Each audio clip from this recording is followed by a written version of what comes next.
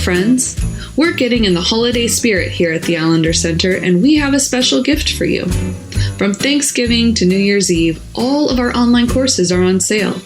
This is the biggest discount we offer throughout the entire year. If you have been considering taking one of our courses, such as To Be Told, a course that guides you through knowing your own story, or the Marriage Online course with Dr. Dan Allender and Dr. Steve Call, now is the time to sign up. All of the online courses from the Allender Center are self-paced, and you get lifetime access, so you can go through them anytime you'd like. Online courses from the Allender Center are a wonderful option if you're looking for a meaningful gift for someone special. Plus, they're delivered straight to your inbox, so you don't have to wait on shipping. Visit theallendercenter.org/offerings and click on online courses to get our best prices of the year now.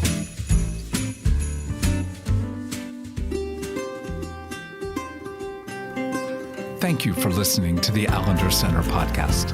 I'm Dr. Dan Allender. And I'm Rachel Clinton Chen. We're fiercely committed to providing hope and healing to a fragmented world. And restoration for the heart. Thank you for joining us. Let's get this conversation started.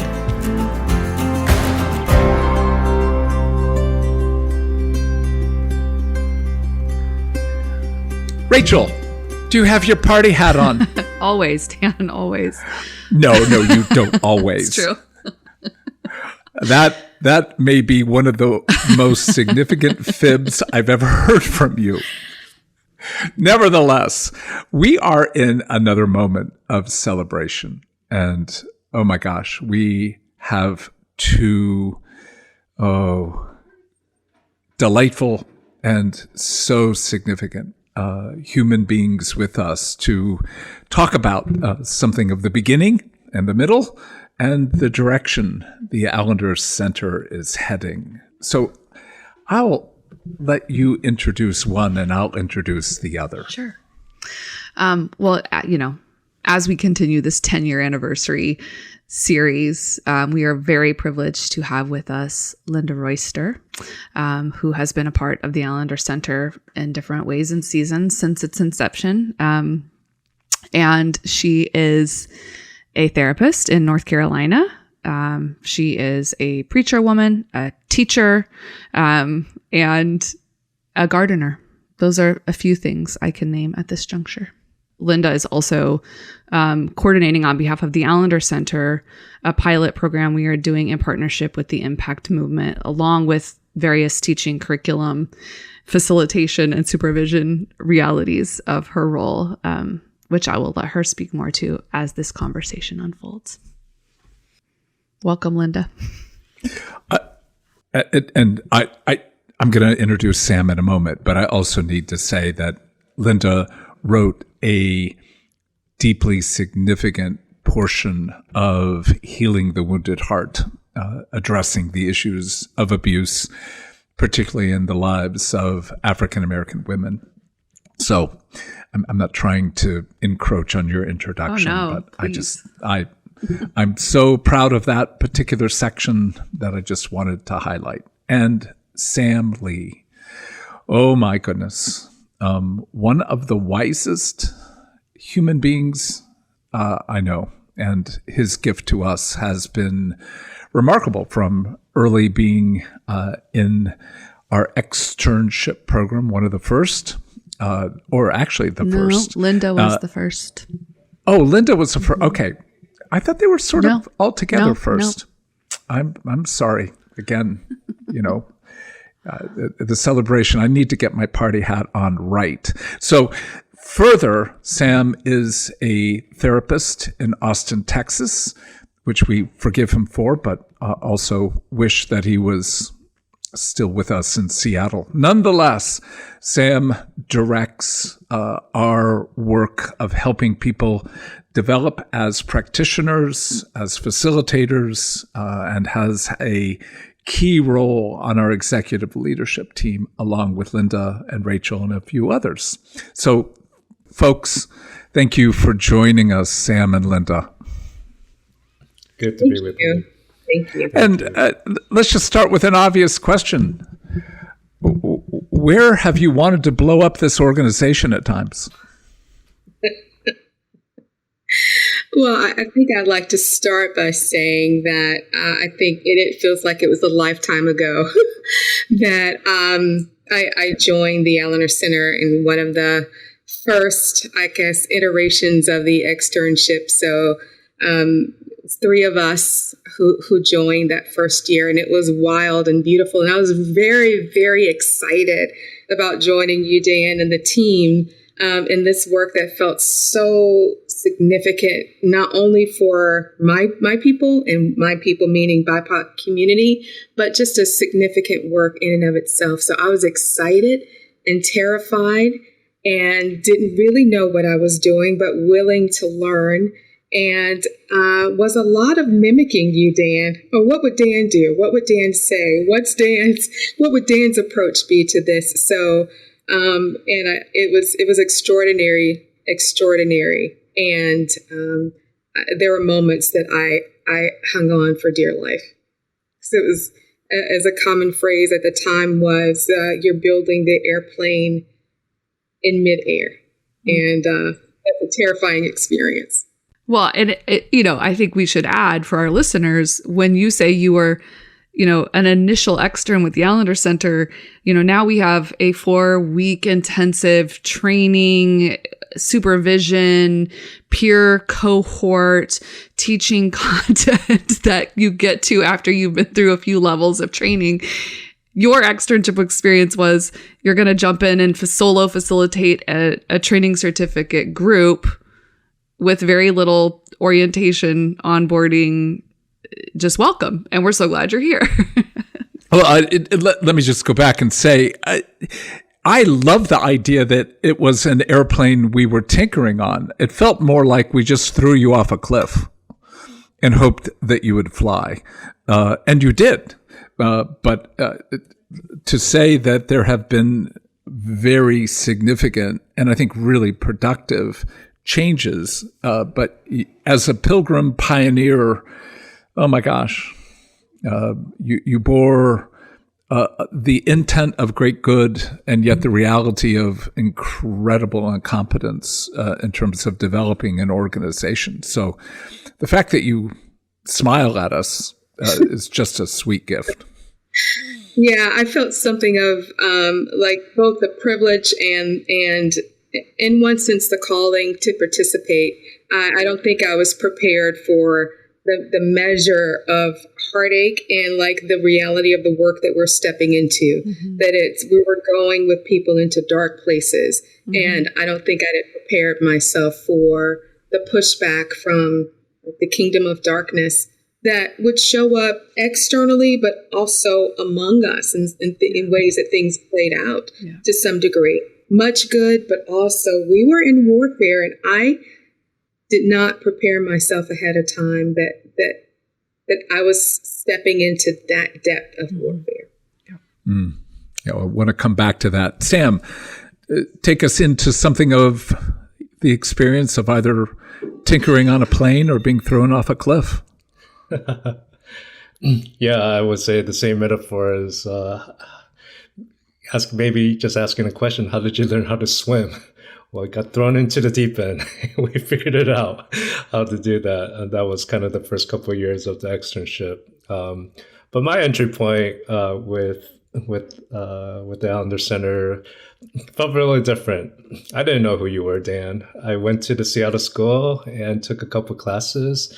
And I find that for me, who I feel connected to is like, there's some good people here, or there's some goodness here. And that's what I get attracted to. And I remember that was something that I felt as I was going through the Seattle school. It's like, yeah, something he's saying, there's some goodness here that I want to return back to. And that was my primary thought as I applied for the externship, was like, I want to learn from these good people. And so that was kind of my entry point into the Allender Center. Well, given that for both of you, what I'd love for you to be able to put some words to is, what have you addressed, not just in your own life, but in the world that you have a sense of calling to as a result of the work that you have done and are doing? Yeah, I think part of that answer for me is realizing that not only that does everyone have a story, but virtually everyone I know has a story of trauma, which includes sexual trauma. And I think that before working with you, Dan, Rachel, and the rest of the team, certainly now working with Sam, I would say that wasn't foremost in my mind, that people have stories of trauma and people have stories of sexual trauma. And so part of how I enter my world is with the assumption that I'm interacting with people that have not addressed their stories of trauma. I just make that assumption, right or wrong. I make that assumption, and it usually bears out that folks have trauma that they've not addressed, and it doesn't take much work for that to come to the surface. So I think I just have eyes now that I didn't have when I first joined the Allender Center. That in one sense, people long for healing and are both terrified by it. So that's part of what I see in my context. I would say for me, it's always been the work of translation. I am a son of an immigrant family, second generation coming from Taiwan. And so coming to the United States, always having to do the translating work between two cultures, trying to understand even the psychology field or theological field of trying to translate that to something of my own story and the culture and where I come from, and finding that there's gaps and there are different places where I need to figure out, like, I didn't grow up with the concept of therapy or counseling, but I do know story but having to do a lot of internal work trying to figure out how that comes to be. But it's been so rewarding to find meeting so many different people that, yeah, the translating work is there, but we all have this commonality of wanting to really find healing in our stories and want to feel connected to ourselves and to the people that we love. And so this healing work transcends both the psychology field.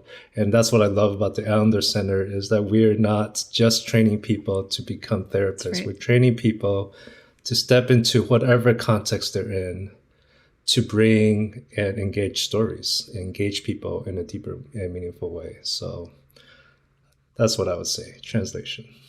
And what that reminds me of, in part in my story, when I think about the story work, is that when we traditionally would think about folks needing help, we would send them to our pastors, right? But part of what's over the years, what's expanded for me, from my perspective, is that it's not only the pastors in the Black context that get to hold the stories or are instruments of healing, but that we are like spreading it out and diversifying, that we all can step into story. We all can engage story. We have the power to do that and the freedom. So it decentralizes the pastor as the only one who is the resource for healing in the Black context. Both of you have been so central to what we call recovery weeks, where we take in 15 men for 1 week or 15 women for another week, and begin to address the stories of deep harm, particularly sexual violation. I'd love for you both to reflect a little bit about what that journey of addressing, and Linda, you began putting words to that, and given what you wrote, in Healing the Wounded Heart, I'd love for both of you to sort of step back and say, where has that taken you? What is it that you now see with regard to not only your own life, but an understanding of the work of God in people's lives through that venue?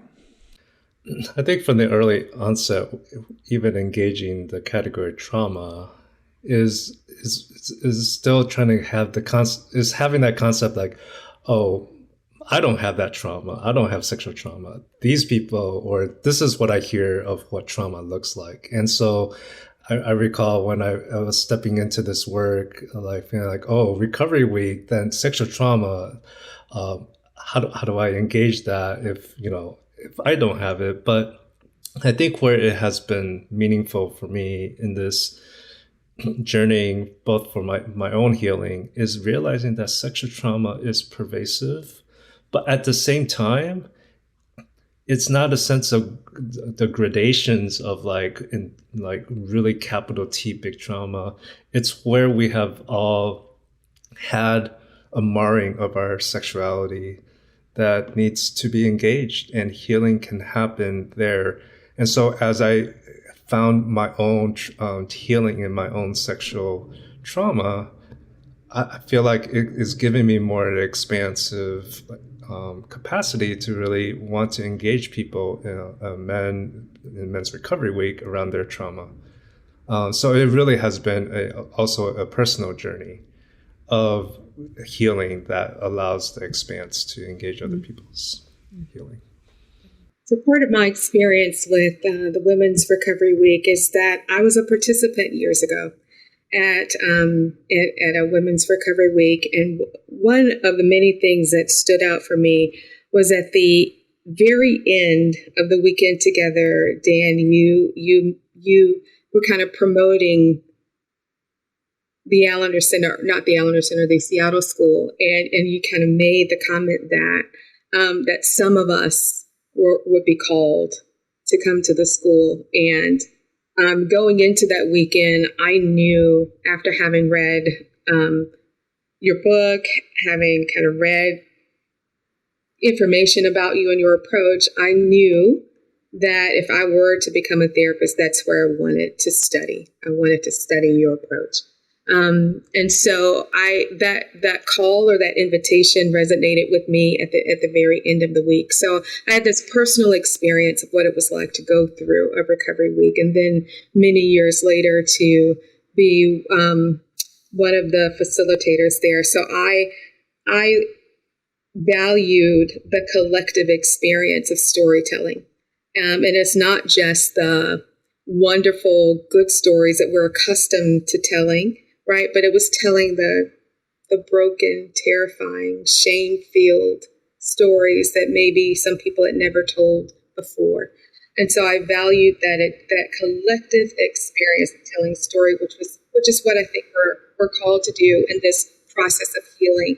I think it is less one-to-one, although it includes one-to-one healing, but it's far more a collective experience that reminds me of what the kingdom of God is meant to operate as. It's a collective and less individual experience. So I saw people, wasn't a lot of African American people, but I saw women taking the risk to tell their stories in a group context and to receive healing that was both mutual and reciprocal, seeing the ways that they stepped into story, seeing the ways that you engage story, but also the way that the Holy Spirit showed up to aid you as you stepped into story with other people. And I will say that when I experienced that and witnessed it, there were moments that I was blown away. I remember moments where I thought,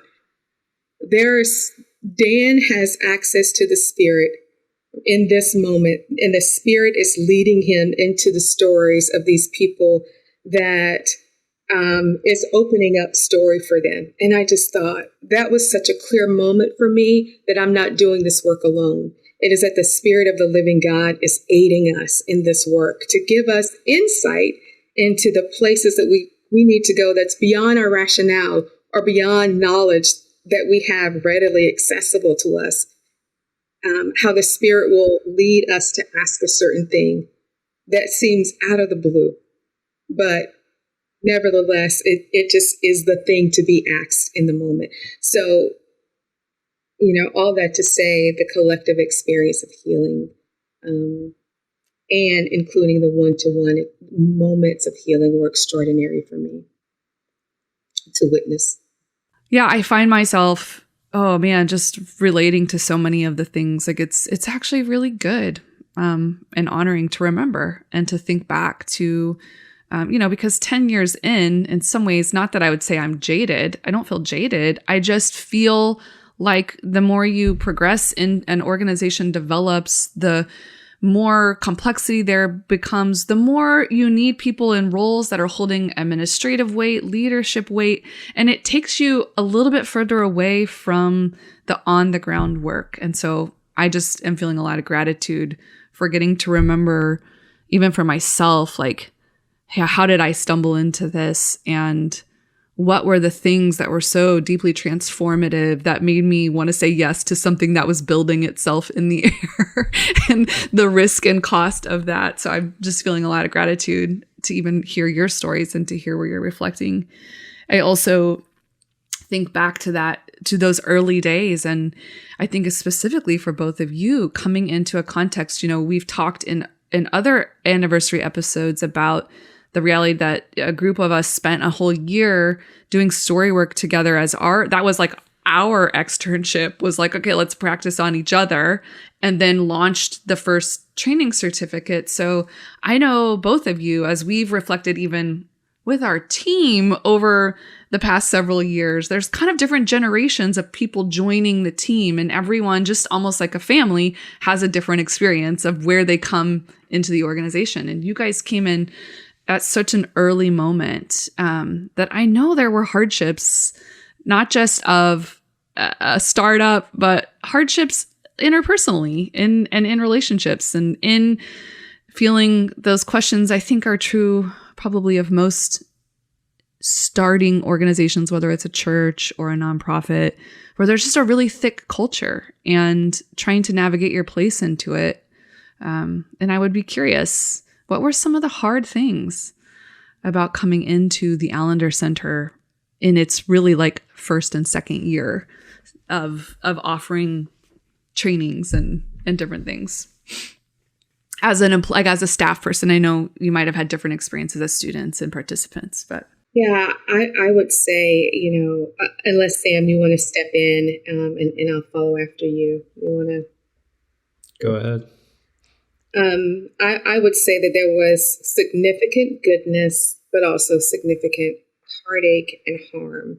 So part of the culture of the Allender Center, what felt so foreign to me. So my expectation was that I was stepping into a context where people love Jesus, that they love this methodology, this approach to trauma, and that all things would go well and that there would be an easy reception or integration of new people.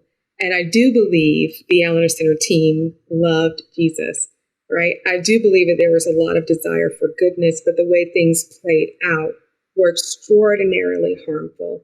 And so the culture that I come from and then bringing that culture into the culture of the Allender Center was a clash.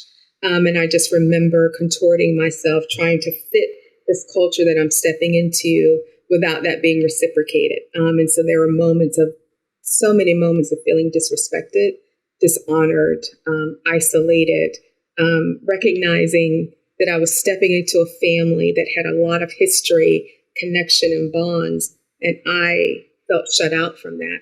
But I loved the work and also felt the sense that by the Lord that I'm called to this work. So feeling trapped by the calling and the heartache of what was happening and unfolding. And then witnessing some structures of white supremacy in the context. And that was heartbreaking for me, even though I'd hoped against hope that it wouldn't manifest in the context, but the structures of supremacy were there. And I felt it in my body. I felt it emotionally, psychologically. And I would often had trauma responses where my body would tighten up. My eyebrows would go up as if I'm bracing for some type of injury or assault. And when that happens, when you're in hyper alert, it's hard to focus and it's hard to be about the business that you're called to when you're scanning, even if you don't even realize it, but you're scanning for potential assault. So that was part of that heartache and deep disappointment and being a part of the Allender Center in the early days. It's so both important to hear and so hard to hear. The heartache that unwittingly, and sometimes almost with a refusal to see or hear. But if you can just put, before we turn to Sam, just a sense of how did white supremacy and a sense of disrespect to you as a Black woman, how did it come about? Mm-hmm. What did you see and experience in that? Yeah, one example would be, after having been with the organization for a number of years, that the sense that my voice wasn't really invited into a space of teaching or co-teaching from my perspective as a Black woman, where someone else would come in and they would have opportunity to share whatever it was from up front. And I wasn't seeking to be up front, but the dynamic was that, oh, they are new to this organization and their voice is sought after. And I've been here for a time and my voice isn't. What's that about? The challenge to say, okay, we're doing extraordinary things with this organization regarding trauma. If we don't start talking about racial trauma, that's going to take us down as an organization. So those were some of the things that I remember swirling for me early on. I'll just say, in addition to that as a teacher, we did not invite a brilliant woman in to teach. And in that process, even as you say it, it's this intersection between how could we have missed the reality? And yet part of that blindness is part of the reality of white supremacy, in that I don't have to see in order to be able to function. And therefore, my absence of sight is convenient and more comfortable than to address what you've named before, but naming even now. Thank you. Sam, for you as well. Some of the similar things that Linda has brought up. For me, I think I go back to what I said earlier, particularly as an Asian American, translating, acculturating, assimilating is always part of my story, or our collective story, particularly for Asian Americans. And so, it's the little things of the snacks that we eat, how we hang out, what we choose. Like, we bring our culture, we bring our context, and there is it's just in the subtle things you realize that this is going to be a very foreign, or this is a very white context that I've come to familiarize, that I have to contort into or adapt into. And so there's always that sense that I can't fully bring my full self, and I have to figure out how much of me to bring. And so when that's the invisible work that you're doing in your body and within, sometimes it feels like, or how am I perceived in that? Am I so my experience is probably I like to kind of stay around the periphery just to see. And that's a safe space for me. But of course, there's a longing for it to feel more connected and belonging. But also trying to figure out, is this going to be a space that allows the fullness of who I am to come forth? And so I think that's some of the more subtle things that makes it hard. And though we know we're naming and stepping into this work, we're also stepping into our own story as an organization, as a community, because that encapsulates kind of the broader picture of what's happening in our society as we're trying to engage difference, as we're trying to engage how we're seeing each other more fully. So we're not immune to this collective trauma work. And so of course we have to look within, and that's of course hard. Well, and it's like, as you say that, Sam and Linda, I feel like such deep grief because I know how much the confusion of having actually a very ethnically, racially diverse team, even from the beginning, but that not necessarily translating into a diverse culture and a culture that actually could be hospitable to that diversity. And it took us a long time to actually understand that. And I can still recall when there was even an inch of that understanding, how you and other colleagues of mine who had been there from the beginning were able to start to tell the truth about their experience in a way that was not seen, not honored, not acknowledged, because that sense of like, but people have a place at the table. People are here. You're invited. Not actually seeing, no, there's a deeper transformation. There's a deeper repentance. And there's actually like a deeper work we need to do as a culture with our content, with, as you're saying, Sam, the snacks that we have. And certainly we are still very much in that work. So there is absolutely no sense of, oh, we've figured that out. And now we're a completely safe and hospitable place. Like I'm not at all claiming that, but I think it's just important. So many people feel like, oh, if we have the people in the room, or if we have a very diverse church, or, you know, if this is true, then like we're doing good things, or we're doing the work. And sometimes we might actually be setting up a more harmful environment because we're not actually willing to become a place that is representative in the cultural experience, in the leadership style, in the ways in which we eat together, the ways in which we teach and learn and transform. So I know it took even tremendous courage just to say these things here and now today. And I want to say thank you.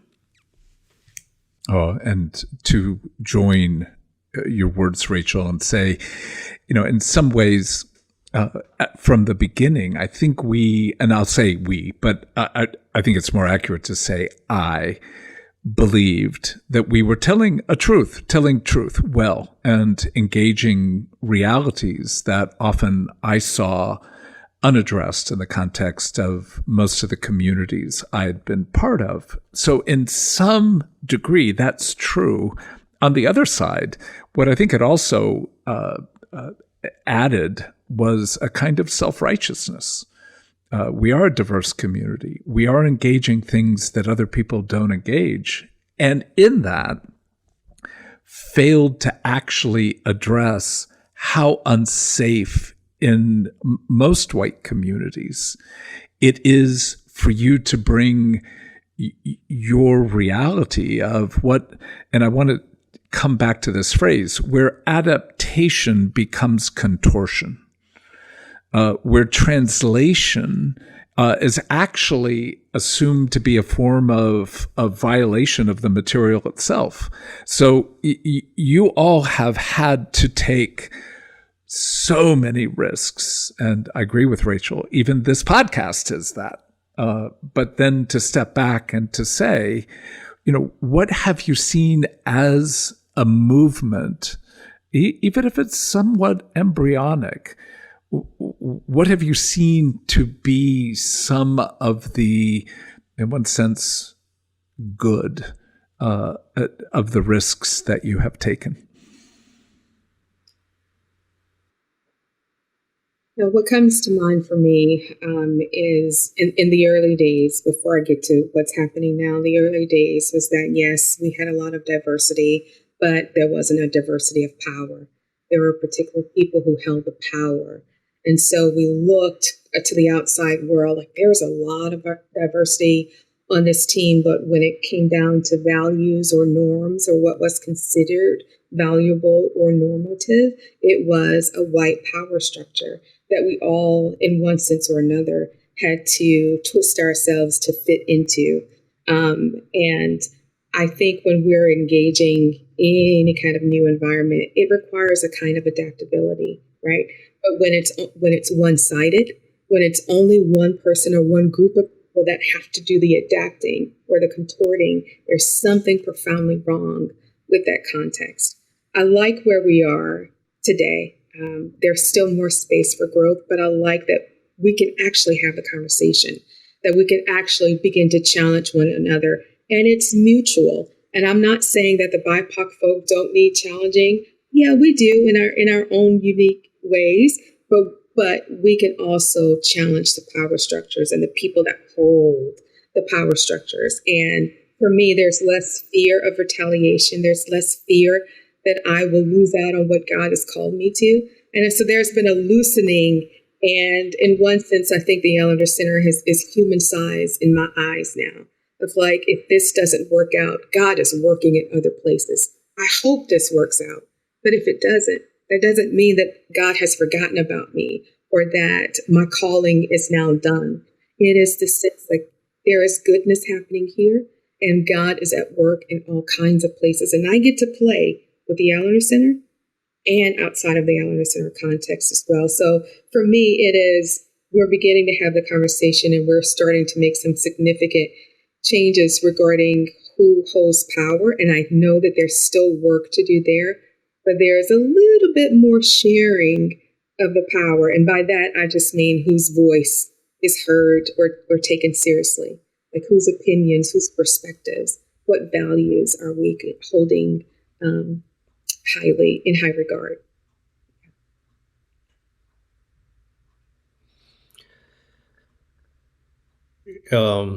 I think when I think of that is this is an organization can be static.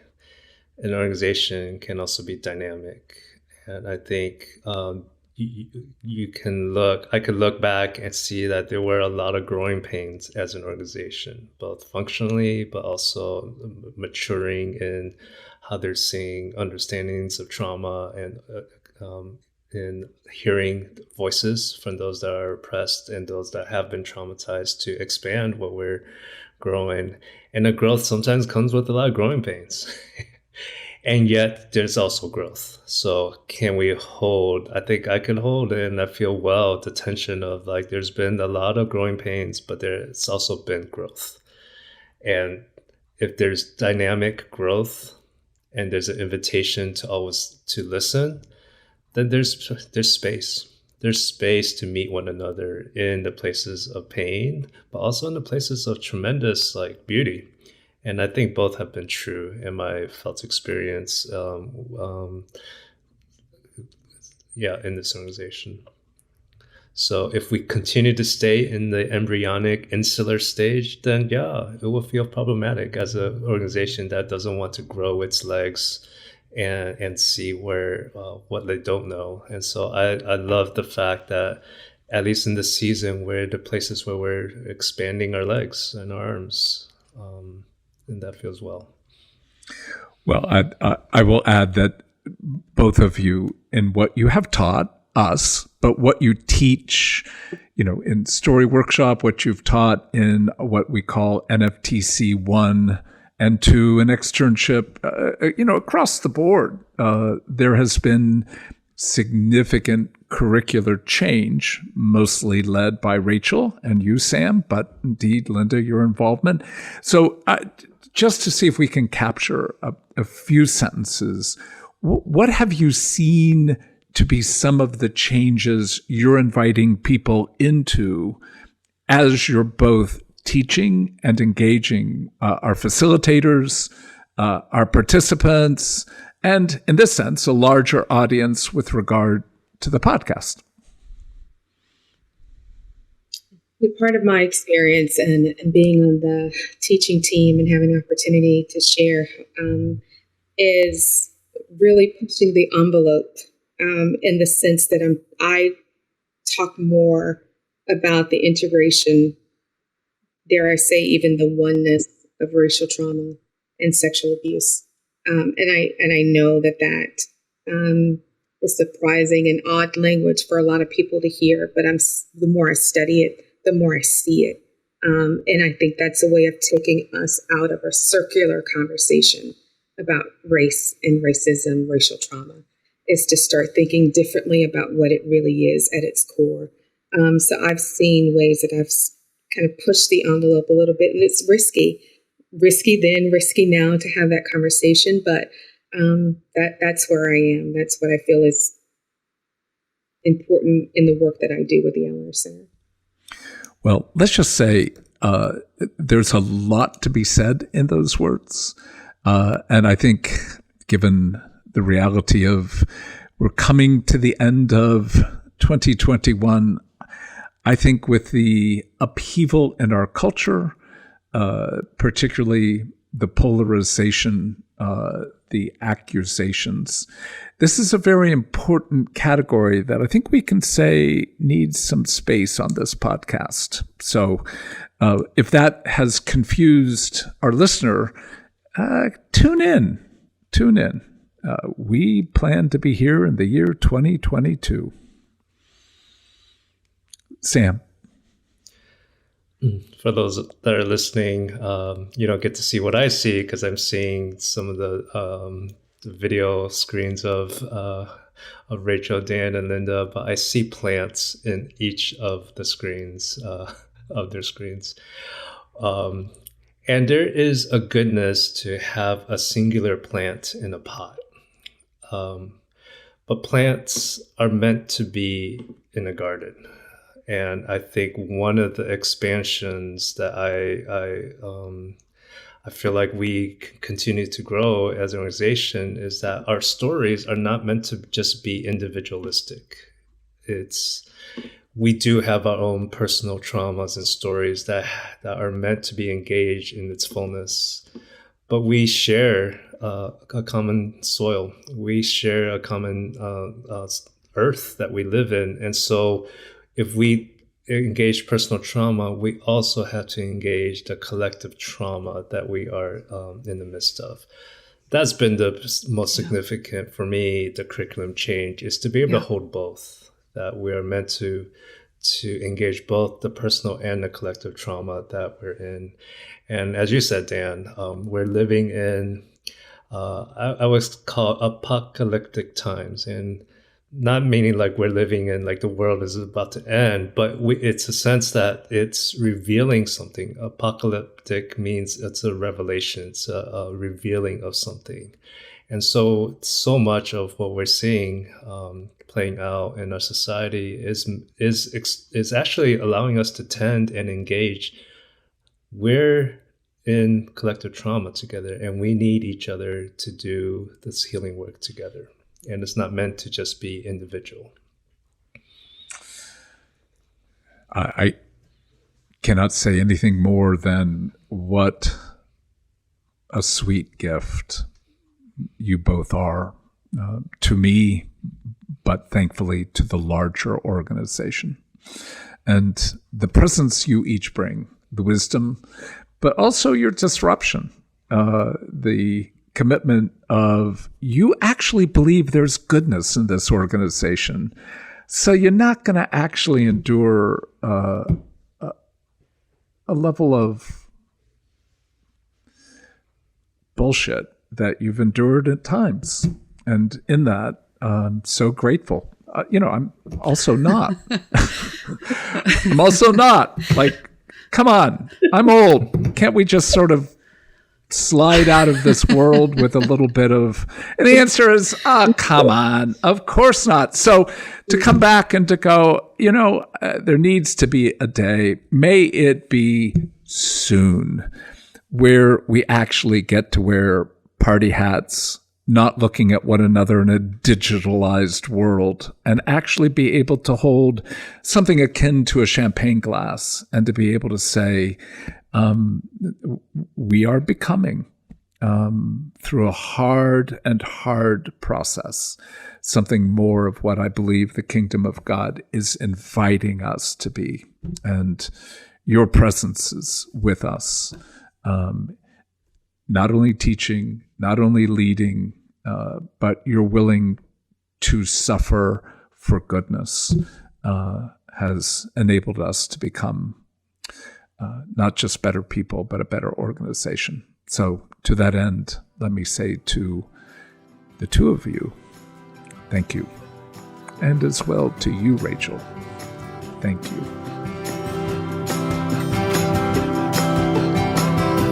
The Allender Center podcast is produced by the Seattle School of Theology and Psychology.